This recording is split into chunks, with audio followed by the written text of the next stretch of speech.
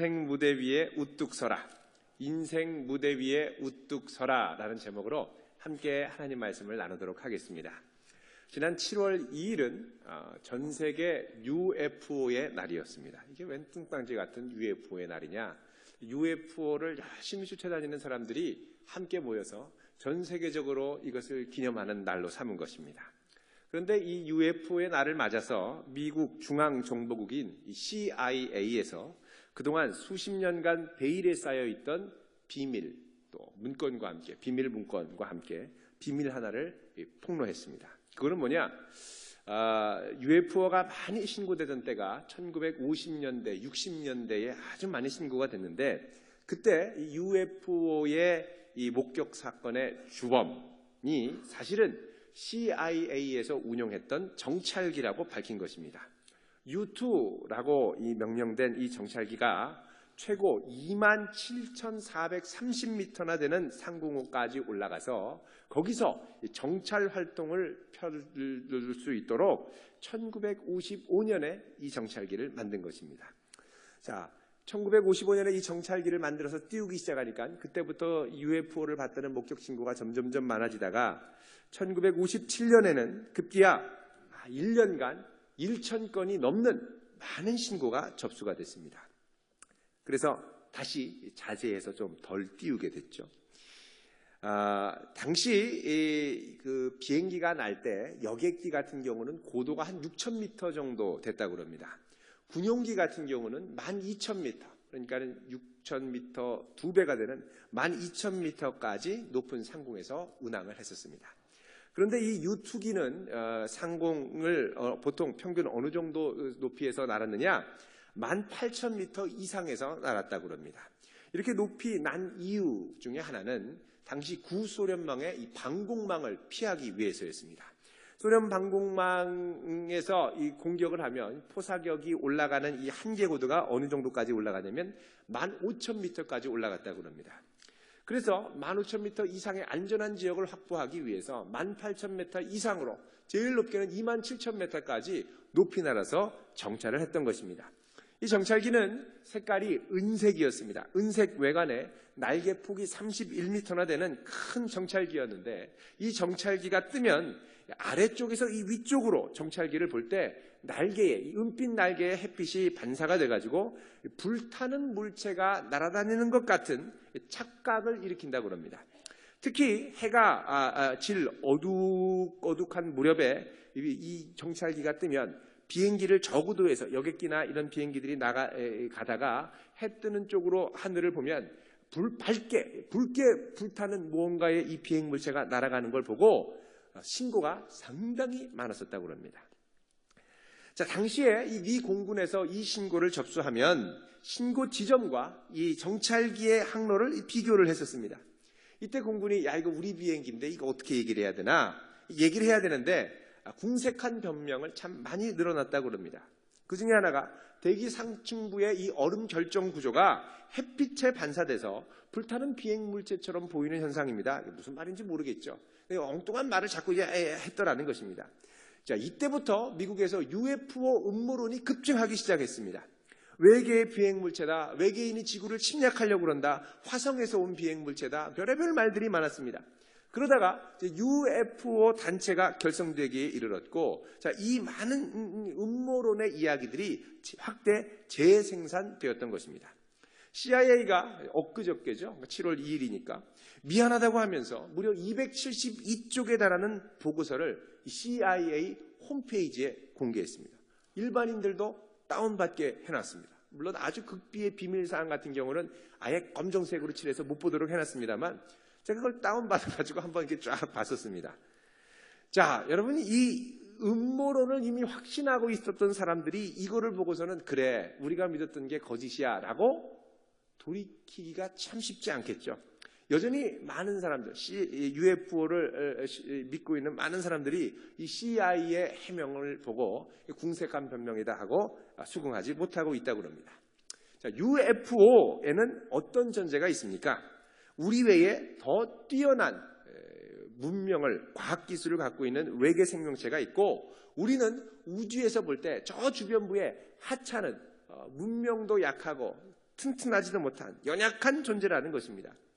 그러나 하나님께서 만드신 이 우주, 광활한 우주 전체를 살펴보면 살펴볼수록 온 우주가 마치 지구를 위해서 존재하는 것 같은 인상을 참 많이 줍니다. 우주의 은하계는 크게 세 가지 종류로 분류가 됩니다. 먼저는 지구가 속한 이 나선 형태의 나선 은하가 있습니다. 또 달걀 모양의 타원 은하가 있고 모양이 불규칙한 불규칙 은하가 있습니다.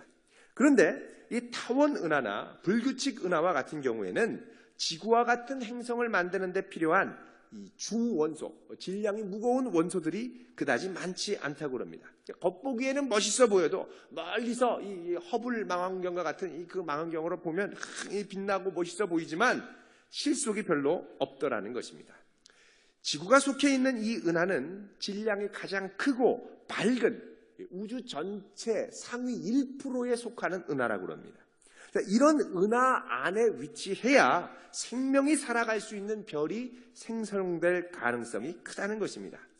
이 은하들 안을 보면 그 안에 초신성과 같은 별들이 폭발을 하고 때로는 초신성보다 훨씬 더 강력한 이 감마선이 폭발을 하는데 감마선이 폭발되면 어떻게 되느냐?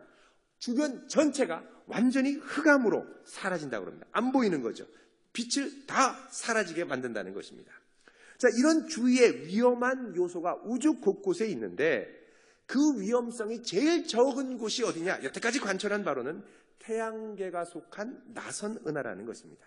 특히 이 나선 은하 가운데서도 지구가 위치한 이 나선의 이 팔 사이에 위치한 이 태양계의 지역은 아주 안전한 지역이라고 합니다. 자, 은하계가 사실 안전하다고 하지만 은하계의 중심으로 가면 뭐가 있느냐? 블랙홀이 있습니다. 블랙홀에 들어가면 다 찢어버리고 다 빨아들여서 없애버리죠. 또 이 블랙홀 근처로 가면 아주 높은 수치의 이 방사선이 있어서 생명체가 살아가는 데는 치명적입니다. 그래서 항상 은하 중심으로부터 적절한 안전거리를 유지해야 되는데 특히 이 태양계가 속한 나선형 은하에 자리 잡은 이 얇은 원반 형태의 기초들은 태양과 같은 별이 원 운동을 하죠. 이 별이 바람직한 원 궤도를 그릴 수 있도록 주변에 있는 행성들을 이 기초를 제공해 준다고 합니다. 이런 궤도는 태양계를 도는 또 다른 행성들이 지구를 살만한 별로 만드는데 큰 기여를 합니다. 예를 들면 이렇습니다. 지구 주변에 여러 행성들이 있죠. 화성도 있고 토성도 있고 천왕성도 있고. 그런데 이런 행성들이 하는 중요한 역할 중에 하나가 뭐냐? 지구로 오는 위험한 해성들을 막아주는 방패막이 역할을 한다는 것입니다. 자, 해성들이 다가올 때 예를 들면 목성 같은 경우에는 참 그 역할을 잘 감당합니다. 목성의 질량이 지구의 300배라고 그러죠. 그 주변을 지나가는 해성들은 그 질량, 인력, 중력 때문에 이 경로가 비틀어져 가지고 목성을 향해 가가지고 충돌하는 경우가 많습니다. 1994년 7월에 슈메이커 레비9이라고 하는 해성이 목성과 충돌하는 것이 관찰이 됐습니다. 이 해성이 목성의 엄청난 중력에 끌려 들어갔다가 산산조각이 났습니다. 자, 토성과 천왕성도 이런 식으로 지구로 침입하려고 하는 많은 해성들의 침입을 막아줍니다. 게다가 지구와 이 태양 사이의 거리는 물을 이 지구 안에 가두어두고 있게 하는 아주 기가 막힌 거리입니다. 화성 같은 경우는 물이 다 증발하고 없다고 그러죠. 자, 이 태양과 같은 별에서 지구가 너무 가까이 있으면 물이 다 증발해 버립니다. 너무 뜨거워서. 반대로 좀 멀어지면 전부 다 얼어버리게 됩니다. 추워서. 그래서 이 태양 에너지가 별에 왔을 때 그 에너지를 묶어두면서 적절하게 따뜻하게 만들면서 물이 밖으로, 행성 밖으로 나가지 않도록 적절히 가두어둬야 하는 장치가 있는데 그 역할을 이제 지구 대기 안에 있는 이산화탄소가 큰 역할을 한다고 하죠. 그래서 조금만 멀어져서 이 증기가 올라가면 대기 안에 가두어두고 조금 떨어져서 추워져가지고 비와 눈이 내리면 또 가둬두고 그리고 지금 현재 거리에서 물이 얼었다 녹았다 하는 것들을 약간씩 조정을 줘서 반복하게 해가지고 이 대류가 흐를 수 있도록 만든다는 것입니다. 만약 지구 거리가 태양에서 조금만 당겨지거나 한 5%만 뒤로 가거나 하면 지구에는 대재앙이 일어나서 사람이 살기가 아주 어려워지는 행성으로 바뀐다고 합니다. 더구나 사시사철을 유지할 때 중요한 이 지구의 자전축 23.5도로 기울였는데 이 기울기를 아주 안정적으로 만들어주는 것이 뭐냐? 바로 달이라고 합니다. 달. 이 달의 절묘한 크기와 인력 때문에 지축의 기울기가 안정이 되고 또 바다의 이 조수 간만의 차를 적절하게 조정을 해줘서 이 대륙의 영양소를 바다로 보내고 또 바다에 있는 것들이 지구로 오고 그러니까 알면 알수록 이 온 우주가 정교한 균형과 조화를 이루어서 마치 지구를 위해 존재하는 것 같은 느낌을 준다는 것입니다. 볼수록 온 우주의 광활한 것이 지구를 중심으로 지구를 위하여 만들어졌다는 것입니다. 예를 들면 이런 것입니다. 우리가 개기일식을 볼 때가 있죠. 태양과 달이 똑같은 크기로 딱 맞아떨어지는 이 정확한 거리로 개기일식을 볼 수 있는 행성은 지구밖에 없습니다. 얼마 전에 한 언론에서 다른 화성인가요? 그곳에서 일어나는 개기일식의 사진을 찍어서 보낸 적이 있죠. 우리처럼 멋진 개기일식이 일어나지 않습니다. 그냥 손톱 뒤에 조금 잘라진 것처럼 약간 비껴져 나가는 그런 모습으로밖에 보이지 않습니다. 그러니까 개기일식을 관찰할 뿐만 아니라 온 우주를 관찰할 때 제일 최적의 장소가 어디냐? 지구라는 것입니다. 그렇게 기가 막힌 위치가 될 수 없다는 것이죠. 생각하면 할수록 하나님이 이 지구를 중심으로 온 우주를 만드셨고 하나님의 온 관심은 그 광활한 우주 가운데 지구에 집중되어 있다는 것을 우리가 알 수가 있습니다. 여러분, 창세기가 오늘 우리에게 말씀하려고 하신 바가 뭡니까? 그거는 하나님이 보시는 지구가 하나님의 관심이 집중되는 온 우주의 중심이라는 것입니다. 그리고 이 지구의 중심, 그 지구 중에 제일 하나님의 관심을 갖고 있는 중심은 뭐냐? 바로 하나님의 형상을 닮은 사람들, 하나님의 백성들에게 집중되어 있다는 것입니다. 그래서 우리는 저 하늘에 떠 있는 수많은 별들을 보면서 하나님의 관심이 온통 나를 향해 있구나, 이런 믿음을 가지시기를 바랍니다. 여러분, 이 지구는 하나님의 최고 관심사가 있는 곳입니다. 오늘 본문을 보면 이 최고의 관심사가 있는 이 지구에 드디어 지구의 주인공인 사람을 만들어서 사람이 이곳에서 활동하며 하나님께 영광을 돌릴 수 있도록 기초적인 무대를 만들어가는 과정과 매우 흡사합니다. 자, 하나님께서 그럼 이 지구를 어떻게 만들어 가셨느냐? 오늘 본문에 그 과정이 하나하나 나옵니다. 먼저 3절입니다. 같이 읽어보겠습니다. 시작. 하나님이 이르시되 빛이 있으라 하시니 빛이 있었고, 혼돈하고 공허하고 흑암 가운데 있는 이 세상에서 하나님이 먼저 빛이 있으라 말씀하십니다. 이 말씀이 선포되니까 혼돈과 공허 가운데 있는 이 땅에 빛이 생겨나기 시작했습니다. 빛에 대해서는 지난주에 말씀을 드렸죠. 단순한 태양이 아니라 빛 에너지, 태양이 빛나기 이전에 필요한 빛 에너지를 말씀한다고 그랬습니다. 자, 이 빛이 있으라 그러자 혼돈과 암흑 가운데 있는 이 땅에 빛이 생겼습니다. 더 중요한 것은 태초에 하나님이 첫 창조를 할 때 무엇을 사용하시느냐? 바로 말씀을 통하여 만드셨다는 겁니다. 직접 손으로 만드시고 이 장풍을 쏘신다든지 텔레파시로 하신다든지 이렇게 만들면 좋은데 하나님이 어떻게 만드셨느냐? 말씀으로 만드셨다는 겁니다. 단순히 입에서 나오는 말씀이 아닙니다. 우리 말씀에 대해서 한번 찾아보겠습니다. 잠언 8장 22절입니다. 잠언 8장 22절, 이 말씀에 대해서 나옵니다. 8장 22절 같이 읽어보겠습니다. 918쪽입니다. 구약성경. 시작. 여호와께서 그 조화의 시작 곧 태초에 일하시기 전에 나를 가지셨으며. 23절입니다. 만세 전부터 태초부터 땅이 생기기 전부터 내가 세움을 받았나니. 자, 태초부터 세움을 받은 이 말씀이 여기 있었다는 것입니다. 26절 읽겠습니다. 시작. 하나님이 아직 땅도 들도 세상 진토의 근원도 짓지 않았을 때에 바로 이 말씀이 있었다는 것이죠. 29절에 이 말씀이 어떻게 합니까? 시작. 바다의 한계를 정하여 물이 명령을 거스르지 못하게 하시며 또 땅의 기초를 정하실 때에 30절까지 읽겠습니다. 시작. 내가 그 곁에 있어서 창조자가 되어 날마다 그의 기뻐하신 바가 되었으며 항상 그 앞에서 즐거워하였으며. 아멘. 자, 여기 보면 하나님의 말씀이 세상이 창조되기 이전부터 하나님과 함께 계셨고 하나님의 말씀이 힘있게 선포될 때 그 말씀이 29절에 보면 바다의 한계를 정해서 무리 명령을 거스르지 못하고 넘어오지 못하게 하셨다는 것입니다. 그러니까 이 세상을 여전히 붙들고 있는, 유지하고 있는 기초가 뭐냐? 바로 하나님의 말씀이라는 것입니다. 자, 우리 인생의 혼돈과 공허를 의미와 질서로 만들어주는 것 역시 말씀밖에 없습니다. 온통 어둠 가운데 있을 때 빛을 비춰줄 수 있는 것 말씀에 없다는 것입니다. 자, 하나님께서 이 말씀을 선포하시자 드디어 흑암 가운데 있는 이 세상에 빛이 비추기 시작합니다.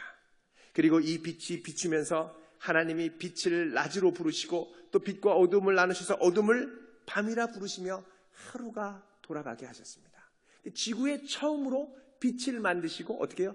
자전을 하게 하셨다는 것입니다. 스스로 돌면서 하루의 단위를 만드셨습니다. 그 다음에 이제 둘째 날에 보면 어떻게 되느냐?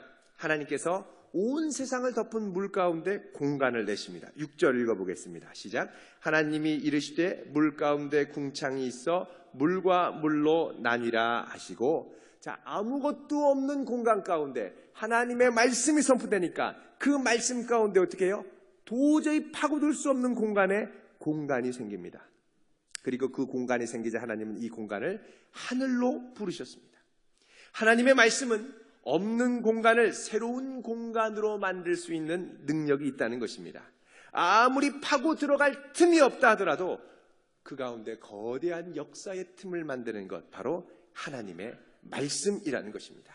자, 이런 궁창 사이의 공간, 그리고 태초에 하나님이 만드신 빛을 통한 낮과 밤, 이게 장차 앞으로 우리가 살아가야 할 인생 무대에 기초적인 시간 질서와 공간 질서를 만들어가는 것을 볼 수가 있습니다. 자, 이제 셋째 날에 하나님의 새로운 역사가 시작이 됩니다. 셋째 날에는 어떻게 되느냐? 9절 읽어보겠습니다. 시작. 하나님이 이르시되 천하의 물이 한 곳으로 모이고 묻이 드러나라 하시니 그대로 되니라. 자, 하나님의 말씀이 장엄하게 선포됩니다. 천하의 물이 한 곳으로 모이고 묻이 드러나라. 그러자 물로 가득한 이 땅 가운데 저 물속에 있던 땅들이 솟아오르기 시작합니다. 그리고 솟아오른 땅과는 반대로 그동안 있던 물들이 땅을 제외하고 함께 한 곳에 모이기 시작합니다. 그래서 하나님이 이 묻을 땅이라고 하시고 이 물을 바다라고 명하셨습니다. 그렇게 이제 공간의 경계를 하나님이 만드셨습니다. 물 공간, 수중 공간, 육지의 공간 만드셨죠. 그리고 나셔서 땅을 향하여는 선포하십니다. 11절에 보면 땅은 풀과 씨 맺는 채소와 각기 종류대로 씨 가진 열매 맺는 나무를 내라. 그러자 이 말씀 그대로 이 땅에 풀과 씨 맺는 채소, 나무, 열매이 막 생겨나기 시작했습니다. 드디어 생물체가 살아갈 수 있는 기초적인 무대가 완성이 된 것입니다. 이제 넷째 날에는 하나님이 뭐 하시냐? 조명을 만드세요. 무대에 공연을 하려면 조명이 있어야 되잖아요. 자, 14절 읽어보겠습니다. 시작. 하늘의 궁창에 광명체들이 있어 낮과 밤을 나뉘게 하고 그것들로 징조와 계절과 날과 해를 이루게 하라. 자, 하늘에 광명체가 있어라. 저 궁창에 광명체가 있어라. 그게 하늘의 궁창에 이 광명체들이 있는데 해와 달과 여러 별들을 만드십니다. 자, 이렇게 만드셔서 어떻게 되느냐? 이 세상의 계절의 변화, 그죠? 또 해, 1년 단위의 시간 단위들, 그리고 징조, 하지, 동지와 같은 이런 이 계절과 천체의 징조들이 생기게 하셨습니다. 자, 하나님께서 우리에게 이 땅 가운데 하나님의 아름다운 형상으로 공연을 하라고 이제 광명체들을 만드시고, 무대장치죠, 조명을 만드시고, 이 조명을 통해 시간 단위의 흐름을 주셔서 어떤 막을 언제 해야 될 것인가를 알 수 있도록 하나님께서 무대의 단위를 정하시는 걸 볼 수가 있습니다. 자, 이렇게 해서 생명체가 살 수 있는 기본적인 무대가 마련됐습니다. 이제 다섯째 날이 되면 본격적으로 이 생물들이 등장을 합니다. 20절 읽어보겠습니다. 시작. 하나님이 이르시되 물들은 생물을 번성하게 하라. 땅 위에 하늘의 궁창에는 새가 나르라 하시고. 자, 여기 보면 물들은 생물을 번성하게 하라고 말씀합니다. 영어 성경에 living creature라고 되어 있죠. 자, 생명이 있는 피조물이라고 합니다. 이전에 물론 식물과 풀, 채소들이 있는데 이것들을 향해서 성경은 생물이라고 말씀하지 않습니다. 뭘 향해 생물이라고 말하느냐? 이제부터 창조되는 것들을 생물이라고 합니다. 그러면 성경이 말하는 생물의 개념은 뭐냐? 피가 있는 피조물이 바로 생물이라는 것입니다. 성경에서 이 피는 곧 생명으로 간주를 하죠. 하나님은 이 피가 있는 피조물을 만드시면서 바다에 또 하늘에 나르는 새들을 만드십니다. 근데 특이한 것은 여기 하나님이 만드실 때 뭐라고 그러냐면 종류대로 만드셨다고 말씀하고 있습니다. 21절에 보면 하나님이 큰 바다 짐승들과 물에서 번성하여 움직이는 모든 생물을 그 종류대로, 날개에 있는 모든 새를 종류대로 창조하셨다고 말씀합니다. 자, 이 종류대로 창조했다. 물론 그 안에 여러 다양한 종류들을 만들었다라는 의미도 됩니다만 이것은 다른 한편으로는 하나님께서 이 생물들이 생육하고 번성할 수 있는 한계를 정하셨다는 것입니다. 종류대로라는 말은 유전적인 한계도 의미한다는 것입니다. 그래서 같은 종이 다른 종과 결합할 수가 없습니다. 화석의 진화의 역사들을 보더라도 이 화석 간에 이 종과 종 간의 진화가 있는 것은 찾아볼 수가 없습니다. 그러니까 그 안에서 생육하고 번성할 수 있도록 그 질서를 하나님이 지어주셨다는 것입니다. 그래서 하나님이 이 종 안에서 생육하고 번성하라고 하시는데 이게 얼마나 기가 막힌지 모릅니다. 여러분 하루살이 보십시오. 하루살이가 딱 하루밖에 살지 못하는데 그렇게 왱왱왱왱 하면서도 어떻게 해요? 짝을 다 찾습니다. 그리고 다 이 알을 낳고 그래서 어떻게 해요? 번성합니다. 그 하루 하나님이 말씀하시면 하루밖에 없어도 이루어지더라는 것입니다. 자, 이렇게 해서 하나님이 엿새까지 지으신 창조. 엿새째는 이제 사람을 만드시지만 그 전에 한 번 더 보면요. 동물을 만드십니다. 24절 읽어보겠습니다. 시작. 하나님이 이르시되 땅은 생물을 그 종류대로 내되 가축과 기는 것과 땅의 짐승을 종류대로 내라 하시니 그대로 되니라.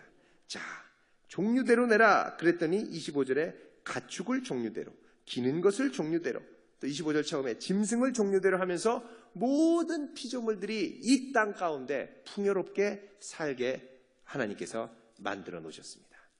자, 이렇게 여섯째 날까지 하나님이 지으신 창조를 보면 거기에 나타나는 특징이 있습니다. 그게 뭐냐? 모두 하나님이 말씀하시고 그 말씀이 성취된 사건이라는 것입니다. 이거는 이 세상의 본질적인 영적 구조를 이야기해 줍니다. 무슨 말이냐? 이 세상에 살아있는 피조물, 또 생명이 없는 피조물은 모두 하나님이 선포하시는 말씀 아래 순복하고 그 말씀이 성취되도록 지음받았다는 것입니다. 피조물의 본질은 뭐냐? 하나님의 말씀을 듣는 것입니다. 피조물과 하나님과의 올바른 관계는 뭐냐? 말씀하시고 듣는 관계입니다. 성경에 나오는 많은 소명 사건을 보면 이런 구조가 그대로 등장합니다. 하나님이 종을 부르시죠. 모세야, 사무엘아, 마리아야. 그러면 다 뭐라 그러죠? 주여, 내가 여기 있나이다. 말씀하소서. 주여 말씀하소서. 내가 여기 있나이다. 그리고 하나님이 말씀하시면 어떻게 됩니까? 주의 말씀대로 이루어지기를 원하나이다. 이게 바로 창조주와 피조물이 가져야 하는 관계의 본질이라는 것입니다.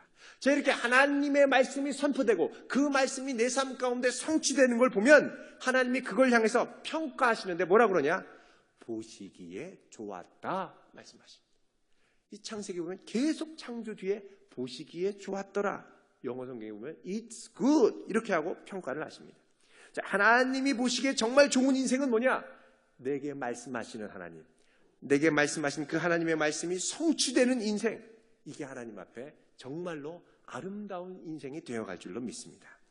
자, 하나님께서 창조하신 이 과정을 하나하나 살펴보면 정말 아름답고 멋진 공연을 위해서 차근차근 준비가 되는 것을 볼 수가 있습니다. 자, 그러면 이런 무대가 이제 마련되어질수록 우리가 정말 고민해야 될 부분이 있습니다. 그건 뭐냐? 이 인생 무대에서 하나님이 내게 기대하시는 것이 무엇일까? 어떻게 그분의 말씀이 내 삶 가운데 성취되어지도록 살아드릴 수 있을까? 여러분, 한번 우리들이 이 인생 공연을 하고 나서 끝이 아닙니다. 사람이 한 번 죽는 것은 정하신 것이고 그 후에는 반드시 심판이 있다고 그랬죠. 히브리서 9장 27절에. 다른 말로 하면 우리가 앞으로 해야 하는 이 공연은 나중에 하나님 앞에 평가를 받는다는 것입니다. 그 공연이 나중에 하나님 앞에 보시기에 좋은 인생 공연이 되기를 축원드립니다. 우리 모두에게는 살아가면서 삶의 현장에 나름대로의 이 인생의 무대가 있습니다. 가정이라는 무대가 있고, 직장이라는 무대가 있고, 교회라는 무대가 있고, 학교라는 무대가 있고, 다양합니다. 어떤 무대에는 날마다 서야 되기도 하고, 어떨 때는 가끔씩 서기도 합니다. 근데 이 무대에는 각자 해야 할 역할이 정해져 있다는 것입니다. 가정에서 아빠는 아빠로서의 역할을 하고, 직장에서는 직원으로서 역할을 하고, 또 교회에서는 성도로서 역할을 하고, 또 이런 다양한 역할들을 우리가 감당을 하는데, 자, 이런 공연을 할 때 중요한 건 뭐냐? 배우의 생명력이 길어야 한다는 것입니다. 요즘 보면 전반적으로 이 인생 무대에서의 생명력이 약해져 가고 있습니다.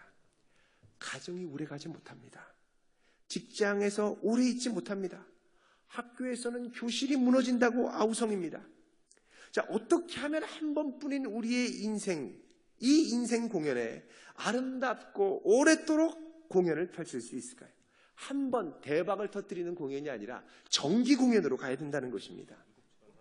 자, 1차 일회성 이벤트 공연이 아니라 정기 공연을 하려면 정말 필요한 것이 있습니다. 여러분, 어떤 배우들 보면 갑자기 혜성처럼 나타났는데 조금 있다가 어떻게 해요? 약물 과다 복용, 스캔들 뭐 이러면서 사라지는 경우가 있습니다. 그런데 어떤 배우는 시간이 지나도 변함없이 늘 나오는 배우가 있습니다. 주로 주연보다는 조연들이 많습니다. 여러분, 무대는요, 우리가 살아가는 인생 무대도 그렇고 두 가지 영역이 있습니다. 하나는 무대 전면의 무대가 있고요. 전면의 무대, 이거는 실제 공연을 펼치는 무대입니다. 또 다른 편은 무대 후면이 있습니다. 뒷면이죠. 이거는 무대 공연을 위한 준비하는 공간입니다. 근데 공연이 화려하고 크고 이 무대가 스펙타클할수록 뒷면의 무대 공간도 커야 됩니다. 지금 우리가 다 이렇게 아름답고 우아한 모습으로 나와 있습니다만, 제가 갑자기 여러분에게 예배 마치고 제가 오늘 성도님 집에 지금 당장 좀 꼭 신방을 좀 해야겠습니다. 그리고 막 손서래를 치면서 안 된다고 해야 하실 분들이 좀 있을 겁니다. 왜요? 집에 가면 혼돈과 공허, 창조 이전의 상태가 많이 있기 때문에 그렇습니다. 마치 한 마리 백조와 같습니다. 여러분, 백조가 겉으로는 우아한데 이 발에는 온갖 오물을 묻히고 밑에서 막 물칼기질을 하죠. 겉은 고요와 평안데 속이 그냥 심사가 뒤틀리고 복잡한 경우가 많습니다. 여러분, 원래 무대 앞에서 공연을 이제 잘 하려면 사실 그 무대 뒤편에서 얼마나 잘 준비되고 자신감을 갖느냐가 중요합니다. 그래서 무대 앞면의 공연, 우리는 주로 이 부분을 많이 신경 씁니다만 이거보다 훨씬 중요한 게 뭐냐? 무대 뒷면에 우리의 준비의 상태라는 것입니다. 무대 뒤가 우선하고 뭐 짜장면 시켜 먹다가 놔두고 막 파리가 날라들고 냄새가 나고 악취가 나고, 여러분, 이럴 때 우리가 커튼을 가리고서는 무대 뒷면을 가릴 수가 있죠. 그러나 한동안 시간이 지나고 나면 이제 악취가 주변 무대 전면으로 풍기게 되고, 그러다가 파리들이 날아가게 되고, 결국은 무대 뒷면이 썩기 시작하면서 무대 앞이 통째로 무너질 수 있다는 것입니다. 그러니까 인생이 무너지는 것이죠. 겉보기에는 환상적인 이력을 갖고 환상적인 이름을 날릴 수 있지만 내면 생활은 피폐해지는 경우가 있다는 것입니다. 이 인생 무대에서 우리가 공연을 할 때 중요한 사실이 있습니다. 무대의 안과 밖은 어떻게든지 긴밀하게 연결되어 있다는 것입니다. 그리고 이 무대가 연결되어 있기 때문에 무대 한쪽에 불균형이 일어나면 다른 한쪽에 영향을 끼쳐서 다시 균형을 맞추려는 경향이 있다는 것입니다. 무대 뒷면이 복잡하면 좋은 공연이 나올 수 없죠. 또 좋은 공연이 되기 위해서는 무대 뒷면을 깔끔하게 치워놔야 됩니다. 예를 들면 이런 겁니다. 우리가 직장에서 생활을 하는데 이제 스트레스를 엄청나게 상사한테 받았습니다. 이걸 어떻게든 풀어야 되는데 풀지 못하고 집에 왔어요. 집에 왔는데 아이들과 이 가족 식구들이 자꾸 화를 나게 하는 거예요. 그게 어떻게 해요? 소리를 버럭 지르면서 자기가 받았던 이 화와 스트레스를 막 풀어버립니다. 가정 안에 이 반창세기적인 역사가 일어나요. 혼돈과 공허, 집어 던지고 치우지도 않고. 자, 이러자 아이들이 어떻게 해요? 가족에서 경험한 이 흑암과 혼돈과 공허를 학교라는 무대에 가서 그대로 보여줍니다. 내가 이게 너무 당했기 때문에 학교에 가서는 어떻게 해요? 이게 균형을 맞추고 싶은 거예요. 그래서 집에서 혼돈과 공허를 경험한 학생은 이제 학교에 가서 열심히 공부하면 좋지만 학교에 가서 어떻게 하느냐? 빨리 나의 불균형을 해소할 방법을 찾습니다. 어떻게 해요? 친구들의 인정과 눈에 띄기를 원하는 거예요. 그러니까 친구들을 볼 때 우와 하는 오락게임도 가져가고 우와 하는 헤어스타일을 하고 눈에 확 띄는 옷차림을 하고 옷도 사람들의 눈에 확 띄게 입고. 청소년들 중에 가끔씩 그런 친구들이 있습니다. 집이 혼돈과 공허예요. 제가 알아요. 근데 나올 때 보면은 이 혼돈과 공허라기보다는 이 뭐라고 얘기해야 될지 모르겠는데 하여간 좀 살이 많이 보이고 옷에서 헤어스타일도 완전히 막 바뀌고 눈에 확 띄게 옵니다.